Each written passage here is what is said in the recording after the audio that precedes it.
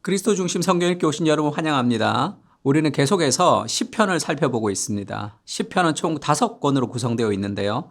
오늘 살펴볼 117편에서 132편은 마지막 제5권에 해당하는 내용입니다.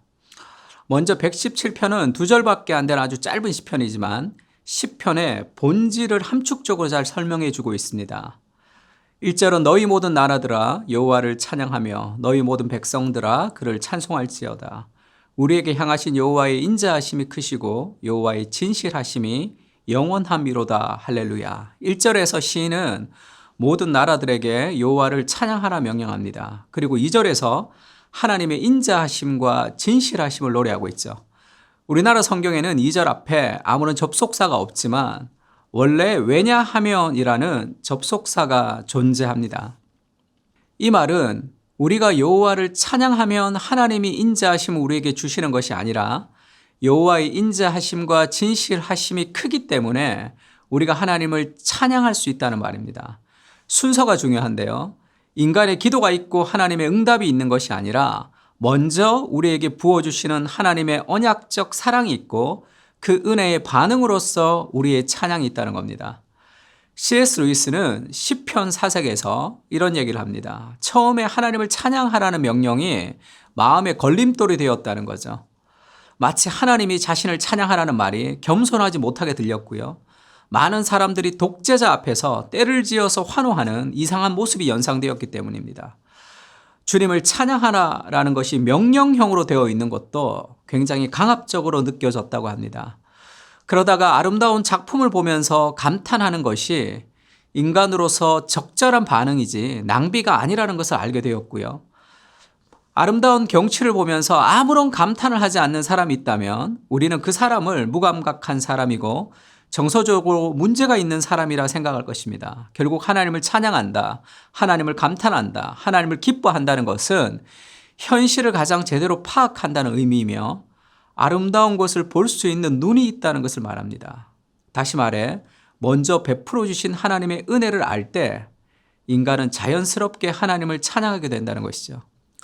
홍해가 갈라졌습니다. 이스라엘이 마른 땅을 건넌 후에 미리암이 소구를 치고 춤추는 장면이 나오죠. 찬양이 먼저 있는 것이 아니라 찬양 전에 하나님께서 우리에게 베푸신 은혜가 있습니다.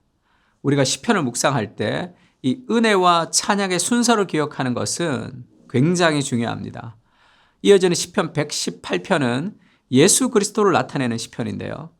6절에 여호와는 내 편이시라 내가 두려워하지 아니하리니 사람이 내게 어찌할까? 한 인물이 등장하죠. 사람들로부터 위협을 받는 상황에서 여호와를 힘입어 두려워하지 않겠다 고백합니다. 뭇 나라가 나를 애워쌌다. 11절에는 그들이 나를 애워쌌다. 12절에는 그들이 벌들처럼 나를 애워쌌으나 지금 시편 118편 10절에서 12절에는 뭇 나라가 애워싸고 그들이 애워싸고 벌들처럼 애워쌌다고 고백하면서 적들에게 둘러싸여 있는 한 사람을 이야기합니다. 그리고 반복해서 여호와의 이름으로 끊으리로다를 3번 반복하죠. 고난을 당했는데 여호와의 이름으로 이기겠다 고백하고 있습니다. 이 사람이 당한 고난이 어떤 고난이냐면 17절 18절에는 내가 죽지 않고 살아서 그리고 18절에는 죽음에는 넘기지 아니하셨도다라는 고백을 통해서 이 죽음 같은 고난이 임하고 있다는 것을 알 수 있습니다. 그리고 이 죽음에서 건지심을 받는 거죠. 시편 118편 22절은 건축자들의 버린 돌이 모퉁이의 머릿돌이 되었나니 이는 여호와께서 행하신 것이요 우리 눈에 기이한 바로다 말씀합니다. 건축자들의 버린 돌이 집의 모퉁이 머릿돌이 된다는 말씀은 마태복음에서 예수님께서 포도원 품꾼의 비유를 말씀하시고 나서 바로 자신을 가리키는 말씀인 것을 알려주는 거죠. 마태복음 21장 42절에 예수께서 이르시되 너희가 성경의 건축자들이 버린 돌이 모퉁이의 머릿돌이 되었나니 이것이 주로 말미암아 된 것이요 우리 눈에 기이하도다 함을 읽어본 일이 없느냐. 결국 이 죽음의 고통에서 여호와의 이름으로 회복할 사람 바로 메시아이신 예수 그리스도이심을 시편은 우리에게 말해주고 있는 것입니다. 다시 시편 118편 25절에는 여호와여 구하옵나니 이제 구원하소서 여호와여 우리가 구하옵나니 이제 형통하소서. 여호와의 이름으로 오시는 자가 복이 있다. 이렇게 얘기합니다. 여호와여 구하옵나니 이제 구원하소서라는 말은 바로 호산나라는 말입니다. 마태복음 28절에 보면 예수님이 예루살렘 성전으로 올라가실 때 많은 사람들이 겉옷을 펴고 종려나무 가지를 흔들면서 호산나 다윗의 자손으로 오시는 이여 가장 높은 곳에 호산나 하더라 라는 말씀이 있습니다. 이 말씀이 바로 시편 118편을 인용한 것이죠. 예수님을 가리켜 주의 이름으로 오시는 이여라는 고백도 시편 118편의 26절을 인용한 것입니다. 그러면 죽음을 당하지만 그 죽음을 이기고 여호와의 이름으로 오시는 그 메시아를 통해서 우리가 구원을 받게 될 것이라는 소망을 지금 노래하고 있는 거죠. 특히 시편의 제5권은 포로 중에서 그리고 포로에서 돌아온 이후의 모습을 그리고 있습니다. 그러니까 그들이 아주 힘든 고난의 때를 겪고 있었고 그것을 이길 수 있는 힘이 바로 미래에 대한 소망, 다윗의 왕조가 다시 회복되리라는 소망이었습니다. 그것을 오늘 시편은 주의 이름으로 오시는 메시아를 통해서 이루어진다고 말하고 있는 거죠.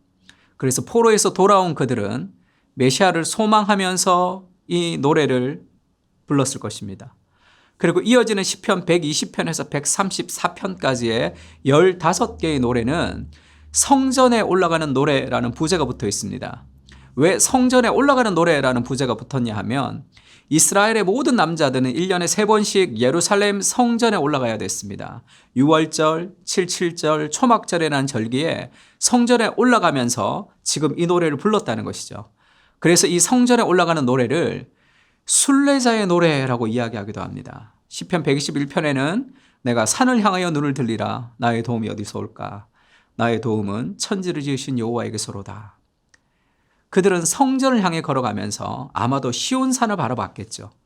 그리고 그 힘든 상황에서 포로에서 돌아온 그 어려운 상황에서 천지를 지신 여호와께서 우리를 도우신다는 그 확신을 가지고 서로를 격려하면서 예루살렘까지 걸어갔을 것입니다.